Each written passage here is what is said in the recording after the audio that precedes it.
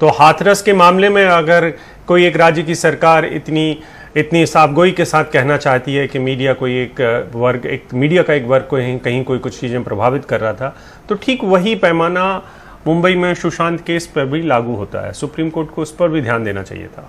बिल्कुल। और आज हाथरस गैंगरेप मर्डर मामले में सुप्रीम कोर्ट में सुनवाई भी होनी है। चीफ जस्टिस की अध्यक्षता वाली 3 सदस्यीय बेंच में ये सुनवाई होगी। दिल्ली के 4 याचिकाकर्ताओं ने कोर्ट में जनहित याचिका दाखिल की है और उनकी मांग है कि सीबीआई या एसआईटी इस मामले की जांच करवाई जाए, सीबीआई या एसआईटी से। और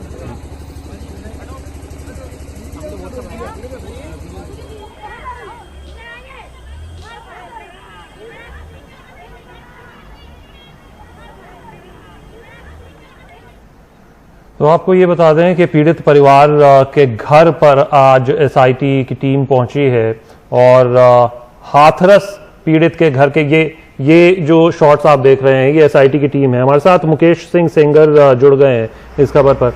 मुकेश, उस समय तो आपने एसडीएम से बात की थी, वो तो कह रहे थे एसआईटी की जांच पूरी हो गई है इसलिए मीडिया कर्मियों को अलाउ कर दिया। आज किस वजह से पहुंचे एसआईटी की टीम वहां पर, और वो अंतिम संस्कार की जो जगह थी उस साइट का भी मुआयना किया? आपकी बात हो सकी है उनसे?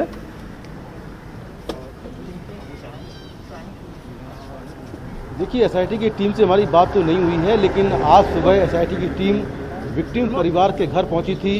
विक्टिम परिवार के स्टेटमेंट दोबारा से रिकॉर्ड किए गए हैं। इसके अलावा जहां पर विक्टिम का अंतिम संस्कार किया गया था वहां पर भी एसआईटी की टीम पहुंची और उनके साथ में फॉरेंसिक एक्सपर्ट थे। उन्होंने कुछ वहां पर जांच की और इसके बाद वो क्राइम स्पॉट जहां पर ये पूरी वारदात हुई वहां पर भी एसआईटी की टीम गई और वहां पर भी काफ़ी देर तक वो जांच करती रही। तो कुल मिलाकर एसआईटी की जांच शायद कल तक कंप्लीट हो जाएगी, क्योंकि 7 दिन का समय दिया गया था और एसआईटी की टीम 1 तारीख से लगातार जांच कर रही है। 3 मेंबर हैं एसआईटी के जो इस जांच में शामिल हैं।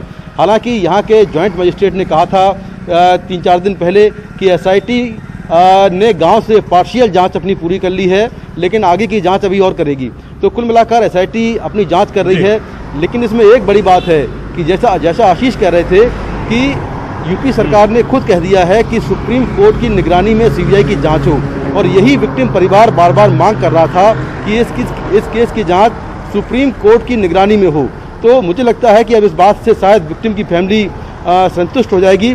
दूसरी बड़ी बात इसमें यह है कि जो विक्टिम फैमिली है उसका कोविड का टेस्ट आज हाथरस प्रशासन करवा सकता है, क्योंकि कई जो पत्रकार यहाँ कवरेज करने आए थे वो कोरोना पॉजिटिव पाए गए हैं। तो ऐसे में शक इस बात का है कि कहीं विक्टिम परिवार भी कोरोना से संक्रमित ना हो गया हो, तो उनका कोरोना का टेस्ट आज हो सकता है और जिसकी रिपोर्ट कल तक आ सकती है। तो हाथरस से फिलहाल अभी ये डेवलपमेंट है कि एसआईटी अभी पूरे मामले की जांच में लगी हुई है और उम्मीद की जा रही है कि कल शाम तक वो अपनी रिपोर्ट दे देगी। जी आशीष, माफ करिए मुकेश, लेकिन एक बात बताएं कि ये चीज तो जो हलफनामा दाखिल किया है सुप्रीम कोर्ट में, उसमें तो यूपी सरकार ने सब कुछ एक तरीके से पहले नैरेटिव सेट कर दिया है कि देखिए कुछ एक पीड़ित पक्ष के साथ तो ठीक है, जो भी हमने जांच कर सकते थे कर रहे हैं, लेकिन कुछ एक पक्ष हैं जो पहले से प्रभावित करना चाहते थे। मीडिया का एक वर्ग है, प्रिंट का एक वर्ग है, तो ये तमाम चीजें उन्होंने पहले से ही अपनी चीजें साफ रख दी हैं कि वो किस दिशा में ये एसआईटी काम कर रही होगी। देखिए, बिल्कुल यूपी सरकार ये दिखाना चाहती है कि वो प्रोएक्टिव होकर काम कर रही है।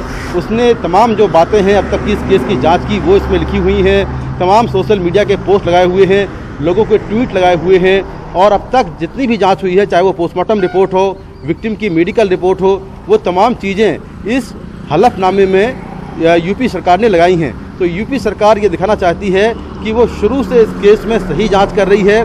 कुछ लोग जानबूझकर इस केस को डाइवर्ट कर रहे हैं, दंगे कराने की साजिश कर रहे हैं, जातीय संघर्ष करवाना चाहते हैं। इस तरह के बातें उन्होंने लिखी हैं और निश्चित तौर पर अब देखना होगा कि सुप्रीम कोर्ट 12:30 बजे इस पर क्या सुनवाई करता है और क्या कुछ होता है।